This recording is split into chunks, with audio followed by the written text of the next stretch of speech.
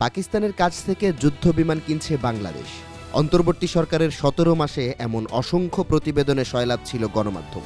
তবে এবার প্রথমবারের মতো আনুষ্ঠানিকভাবে যুদ্ধ বিমান কেনা নিয়ে আলোচনা করেছে দুই দেশ। সম্প্রতি ইসলামাবাদে পাকিস্তানের বিমান বাহিনীর প্রধানের সঙ্গে বৈঠকে অংশ নেন বাংলাদেশ বিমান বাহিনীর প্রধান। এ সময় ঢাকার পক্ষ থেকে আনুষ্ঠানিকভাবে JF-17 থান্ডার ব্লক 3 যুদ্ধ বিমান কেনার বিষয়ে আলোচনা করা হয়। প্রভাবশালী সংবাদ মাধ্যম ডনের এক চাঞ্চল্যকর প্রতিবেদনে উঠে এসেছে এই তথ্য।